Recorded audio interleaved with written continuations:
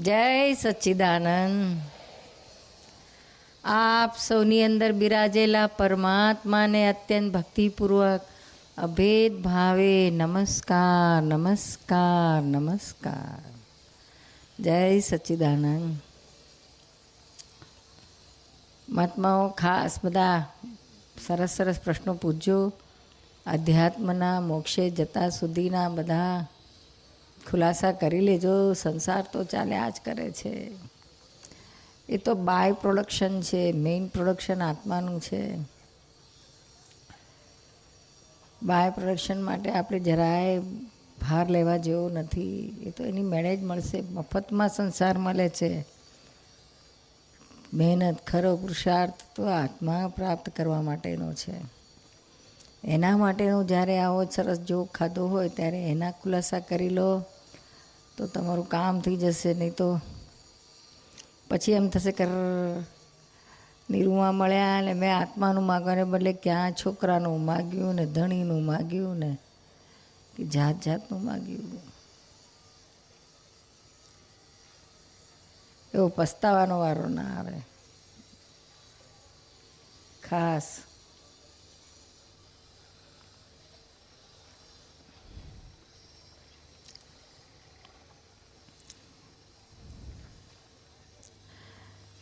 ખાસ તો બીજું કશું કરવાનું નથી. આપણી દ્રષ્ટિ બદલાઈ નાખવાની છે. અત્યારે આપણી દ્રષ્ટિ જે સંસાર બની પડેલી છે એ દ્રષ્ટિ ત્યાંથી ઉપાડીને આત્મામાં મૂકવાની છે. આત્મા તરફ કરવાની છે. અનંત અવતારથી ફર્યા પણ ક્યારેય દ્રષ્ટિ નથી બદલાઈ. દ્રષ્ટિ તો આ બહારની બહાર જ રહી છે. સંસારમાં જ કેમ કરીને સંસારમાં સુખ મળે, કેમ કરીને ફાયદો થાય એ તરફની જ દ્રષ્ટિ રહી છે. શું પણ કેમ કરીને મારા આત્માનો પ્રગતિ થાય, એનો પ્રકાશ કેમ વધે, કેમ કરીને મારા કર્મો ખપે, જાગૃતિ કેમ કરીને વધે, એ તરફ દ્રષ્ટિ નથી આપણી ગઈ. એ તરફ દ્રષ્ટિને વાળવાની છે. અને ખાસ એના માટે જ અમે આ બધી માથાફોડ કરીએ છીએ, બધાને કહીએ છીએ, સમજાવીએ છીએ. સંસાર ભણી દ્રષ્ટિ જાય એટલે કે વિનાશી વસ્તુને જ અવિનાશી માનવામાં આવે, ટેમ્પરરી વસ્તુને પરમનન્ટ માનવામાં આવે તો એને મિથ્યા દ્રષ્ટિ કહી છે. અને પરમનન્ટ વસ્તુ એટલે કાયમની વસ્તુ છે. એની ત્યાં દ્રષ્ટિ રહે, હું કાયમનો છું એવું રહે તો એને સમ્યક દ્રષ્ટિ કહી છે. એટલે દ્રષ્ટિને બદલવાની છે. દ્રષ્ટિ બધું મહેનત કરવાની બધું સંસારમાં છે, ધર્મમાં છે. આત્મા પ્રાપ્ત કરવામાં કંઈ મહેનત નથી. માત્ર દ્રષ્ટિ બદલવાની છે. દ્રષ્ટિ બદલાય એટલે ઓટોમેટિક એની મેળે જ સંસાર ઓગળતો જાય, સોલ્વ થતો જાય ને પૂરો થતો જાય. આપણા લોકોને એ ભ્રાંતિની આંટી પડી ગઈ હોય છે કે ભાઈ મહેનત વગર તો શી રીતે થાય. આ કેટલા કામ કરવાના, એમાં કેટલી મહેનત પડે છે. ને આત્મા પ્રાપ્ત કરવામાં, મોક્ષે જવા માટે તો કેટલી મહેનત કરવી પડે, કેટલો તપ કરવો પડે ને કેટલો ત્યાગ કરવો પડે. પણ ખરેખર સંસારમાં તમે જે રસ્તો લીધો છે અને મોક્ષ માટેનો જે રસ્તો છે એ તદ્દન એકબીજાથી વિરુદ્ધ દિશામાં છે, અપોઝિટ દિશામાં છે.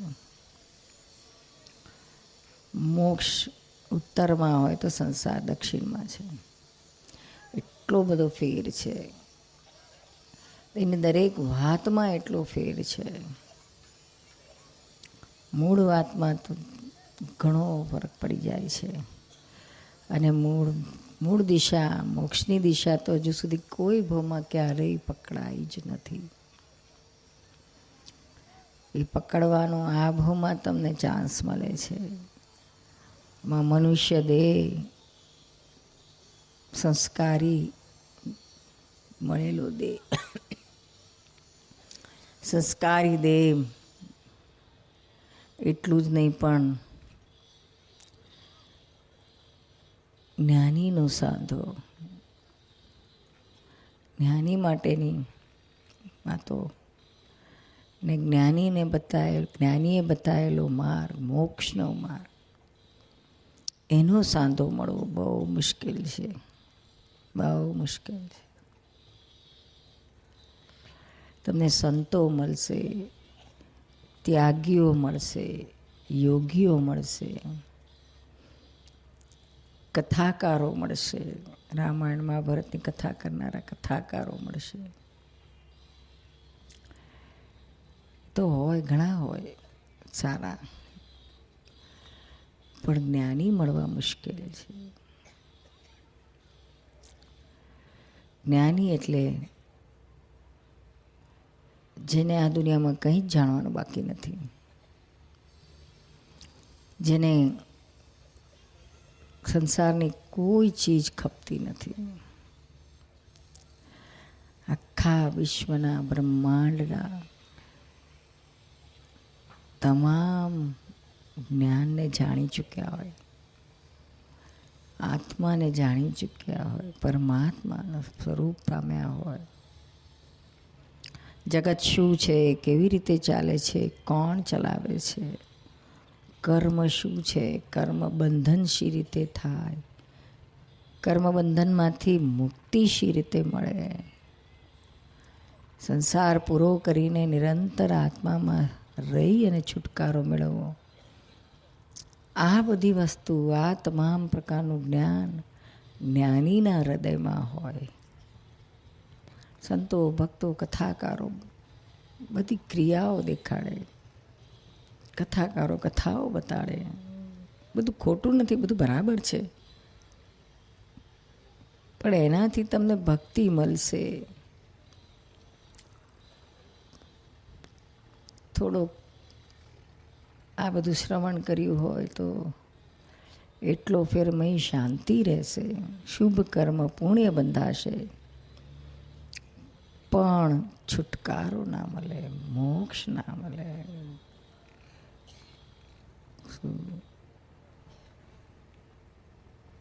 ચિંતા, ઉપાધિ, ટેન્શન, અંતર શાંતિને બદલે અંતર અશાંતિ, આ બધું ના મળે.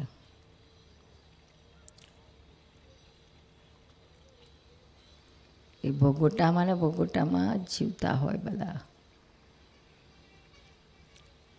ભલે એક બાજુ બધું કરતા હોય, ભક્તિ કરતા હોય, કથાઓ સાંભળતા હોય, બધું કરતા હોય, પણ દિશા ના મળી હોય. ત્યારે જ્ઞાનીના જ્ઞાનથી તમને દિશા મળે છે. પહેલામાં પહેલું તો જેનો મોક્ષ થવાનો છે તે આત્મા છે. આત્માનો મોક્ષ થાય છે. આ દરી શરીરનો, મનનો બધા તો અહીંનું અહીંયા જ પૂરું થાય છે. જેનો મોક્ષ થાય છે એ વસ્તુ જ્યાં સુધી આપણે જાણીને ઓળખીને તે રૂપ ના થઈએ ત્યાં સુધી કેવી રીતના છુટકારો થાય. એટલે જ્ઞાની એના જ્ઞાનથી આ પહેલું જ તમને ઓળખાણ કરાવે છે કે ભાઈ આ શરીરધારી નથી, નામધારી નથી, પણ તમે આ બધાથી પર એવા આત્મા છો. હું આત્મા છું, હું શુદ્ધ આત્મા છું. એ જ્ઞાન જ્યાં સુધી આપણને ભાન ના થાય ત્યાં સુધી આ બધું સંસારનું ચક્કર ચાલ્યા જ કરે, કર્મો બંધાયા કરે, ચિંતા ઉપાધિઓ દુઃખોમાં ઘેરાયેલે, આમાં આમ જીવન પૂરું થઈ જાય. મોક્ષનું તો કશું મળે નહીં. એટલે જ્ઞાનીઓ પાસે આ રસ્તો હોય છે. અને એવા જ્ઞાનીઓ તો એમ કે જ્યાં જો ત્યાં ઠેર ઠેર હોતા નથી. સંતો, ભક્તો, યોગીઓ, ત્યાગીઓ તમને મળી જશે ઘણા બધા. એમાં ચોખ્ખા અમુક જ થોડાક હોય, પણ તોય મળે ખરા. જ્યારે જ્ઞાની તો હજારો વર્ષે એકાદ પાકે. અને એમાંય દાદા ભગવાન જેવા અક્રમ જ્ઞાની 10 લાખ વર્ષે એક પાકે છે. અને એવા જ્ઞાનીનો સાંધો મળવો, અક્રમ જ્ઞાન મેળવવું અને આ જન્મ મરણના ચક્કરમાંથી છૂટી જવું, એક અજાયબ વસ્તુ છે. આ કેટલો મોટો સાંધો તમને મળ્યો છે, આ એ તમે સમજો તો અહો અહો થઈ જાય પોતાની જાત માટે. દાદા તો કહેતા કે ભાઈ તમને અમારું જ્ઞાન મળ્યું પછી તમારે દિવસમાં કેટલી વાર અરીસા આગળ જઈને પોતાનો ખભો થાબડીને પોતાની જાતને કહેવું, પોતે પોતાની જાતને કહેવું, ધન્ય છે, ધન્ય છે, આ દેહને ધન્ય છે, આ ભાવને ધન્ય છે કે જે દેહે જે ભાવમાં આવા અક્રમ જ્ઞાની મળ્યા અને મને અક્રમ જ્ઞાન મળ્યું, મોક્ષ મળ્યો. એ જ્યાં એ પોતાની જાતને એની ધન્યતામાં ખભો થાબડીને પોતાની જાતને ધન્ય ધન્ય માનો. તો એ કે દુઃખ તમને નહીં અડે કે હું આવું સરસ ધન્ય ભાવ મળ્યો છે, આવું સરસ મોટામાં મોટી વસ્તુ મળી છે આત્માની, પછી બાકી તો બધું સંસારનું ચાલ્યા જ કરે છે, કશું નડતું નથી, કશું અટકતું નથી, ચાલ્યા જ કરશે સંસાર. નહીં ના કહો તો એ સંસાર પૂરો જ થવાનો છે. જે કર્મો બાંધી લાયા છે એ કર્મો પૂરા થયા વગર રહે જ નહીં. એ સંજોગો આજુબાજુના બધા મારી ઠોકીને પૂરો કરાવડાવશે. તમારી લાખ ઈચ્છા ના હોય તોય પૂરું કરવું પડે, અને ઈચ્છા હોય તોય પૂરું કરવું પડે. હસી હસીને પૂરું કરવું પડે ને રડી રડીને પૂરું કરવું પડે. પૂરું તો કરવું જ પડે.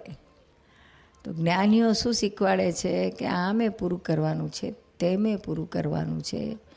તો જ્ઞાનીના જ્ઞાનથી હસી હસીને કેમ ના પૂરું કરીએ, જેથી કાયમને માટે છૂટી જવાય. છૂટવાનો માર્ગ છે આ.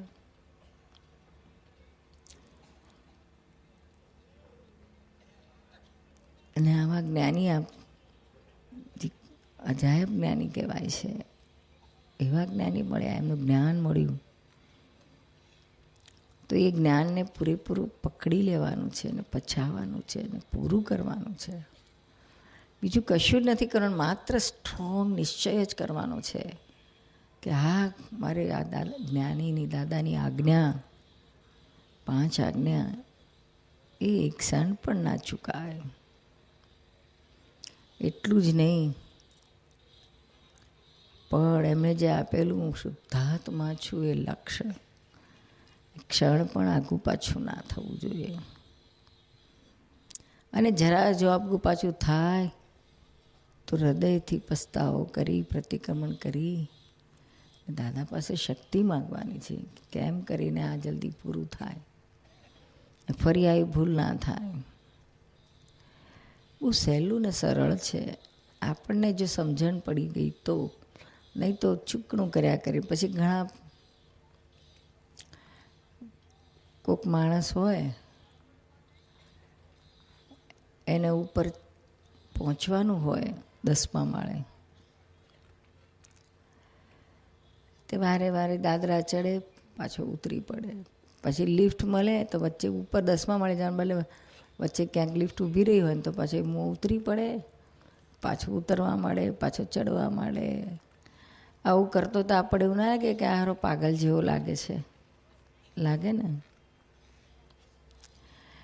એવું આ અક્રમની લિફ્ટ મળ્યા પછી કેટલાક આવું પાગલની જેમ કરતા હોય છે. કશુંક પાછું મળી ગયું એ કરવા બેસી જાય કહેશે ચલો, પેલા સવારે પેલા ભાઈ કહેતા હતા ને કે હું પેલું ધ્યાન કરી આવ્યો. એ ધ્યાન કરવા ગયા એટલે પાછા થોડાક ચડ્યા હતા તે પાછા ઉતરવા મળશે. પછી પાછું અમે અહીંયા આવે તો અમે ચડાવીએ ત્યાં પાછા ફરી કોઈ ત્રીજો મળી જાય તો કહેશે ઉપવાસ કરવા માંડી પડો. પછી કોઈ કહે ચલો ત્યાગ કરી લો, જતા રહો હિમાલયમાં થોડા 2 મહિના ફરી જંગલમાં રહી આવો, સાધના કરી આવો. એટલે કે શું સાધના કરવાની? ત્યાં હિમાલયમાં તો પહાડો છે, પથરાઓ છે અને અત્યારે બરફ છે. ત્યાં આત્મા ના, આત્મા આપણી અંદર જ છે. એટલે દાદાએ શીખવાડ્યું છે કે ભીડમાં એકાંત કેળવી લો. ભીડમાં એકાંત એટલે શું કે આખા બધી ભીડ હોય છતાંય આપણે અંદર આત્મામાં રહ્યા હોય તો આ કોઈ ભીડ આપણને નડતી નથી.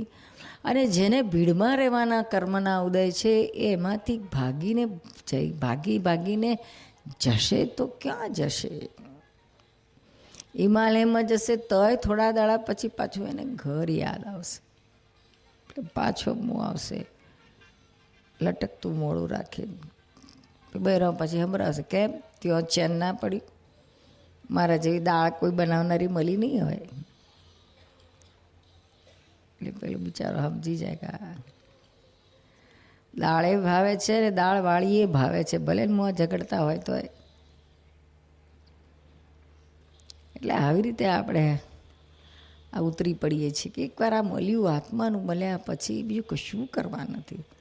સંસાર પૂરો કરવાનો છે ને સંસાર પૂરો કરવા માટે તમને 5 આજ્ઞા એટલી શોર્ટમાં બતાવે છે. એટલે સરળ છે, બધું અંદરની સમજણ છે, બહાર કશું કરવાનું છે જ નહીં. અકર્તા બનાવી દીધા છે.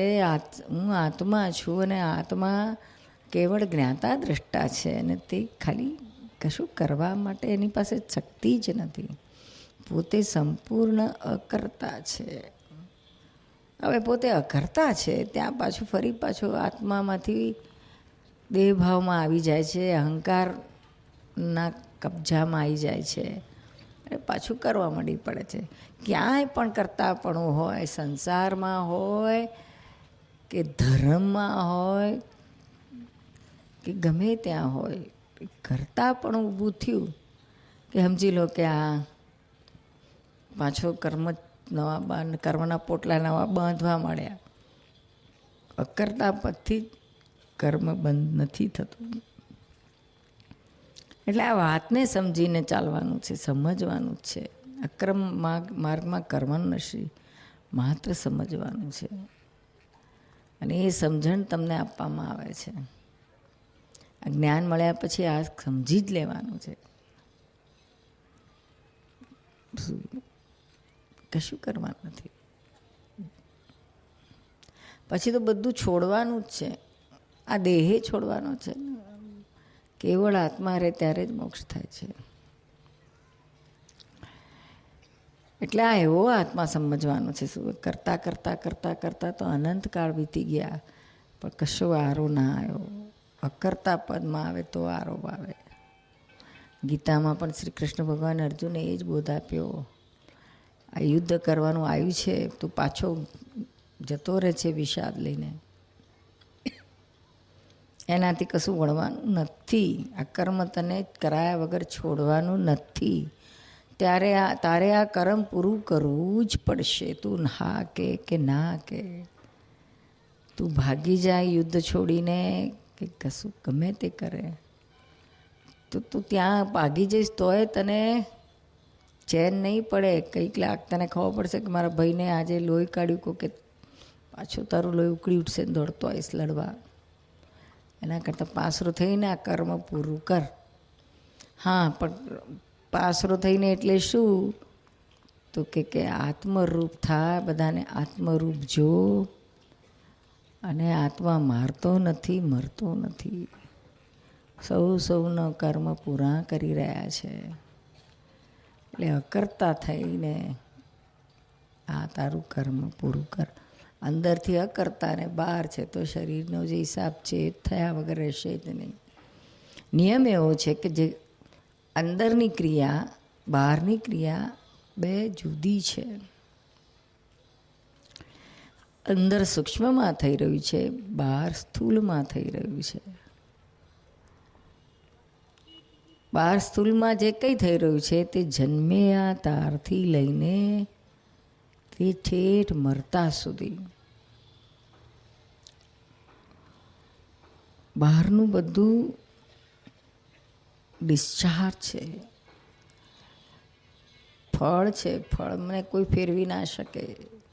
ડિસ્ચાર્જમાં કોઈ ફેરફાર ના કરી શકાય. એ પૂરું કરે છૂટકો. ને એમાં જે પ્રમાણે તમે ચાર્જ કર્યું છે એ પ્રમાણે ડિસ્ચાર્જ થશે ને પૂરું થશે. ચાર્જ સૂક્ષ્મમાં થાય છે અને ડિસ્ચાર્જ સ્થૂલમાં થાય છે. સ્થૂલમાં એટલે બધું આ 5 ઇન્દ્રિયોથી જોઈ શકાય, અનુભવી શકાય. જ્યારે ચાર્જ થતું જો દેખાય નહીં આ 5 ઇન્દ્રિયોથી, બુદ્ધિથી પણ ના ખબર પડે અંદર ચાર્જ થઈ રહ્યું છે. હા, જ્ઞાન મળે, આત્માનું જ્ઞાન મળ્યા પછી, આત્મરૂપ થયા પછી ચાર્જ જ થવાનું બંધ થઈ જાય છે. પછી ખબર પડવાની જરૂરત જ નથી રહેતી. હા, એટલું લક્ષ્ય રહે છે કે આ જગ્યાએ ચાર્જ થઈ શકે છે ને આ જગ્યાએ નહીં થઈ શકતું. એટલે એ બાજુ એ પોતે જ એન્ટ્રી જ ના લે, એમાં ભળે જ નહીં, છૂટો ને છૂટો જ રહે. એવો આ નિયમ છે. શું હવે આપણા લોકો જે ડિસ્ચાર્જ છે જીવનમાં જે આવી પડ્યું છે એમાં ફેરફાર કરવા માટે એટલી બધી મથામણ કરે, એટલો બધો ભોગવટો લે, નથી ફેરફાર થયો. જે છે એને સ્વીકારો, આત્મામાં રહીને પૂરું કરો. મેં આત્મામાં રહેશો ને સ્વીકારશો તો મેં ભોગવટો બંધ થઈ જશે. નહીં તો ભોગવટો તો ગમે તે આવ્યું હોય ને, જો એ સ્વીકારે નહીં તો એને ભોગવટો બંધ થાય એવો નથી. પછી સોનાનો મહેલ મળે તોય એને વસવસો રહે, તોય દુઃખી ને દુઃખી. અને સાદું ઘર મળે, ઝૂંપડું મળે તોય એને જો સ્વીકારે નહીં તોય વસવસો દુઃખી ને દુઃખી. જે મળ્યું એ જો મારા જ કર્મના ફળરૂપે છે, ડિસ્ચાર્જમાં છે આ, તો પછી હવે આમાં ક્યાં બીજું વિચારવાનું રહે કે ફેરફાર કરવાનું રહે. માટે એક્સેપ્ટ કરો અને આગળ વધો. એમાં ને એમાં ના અટકી પડો.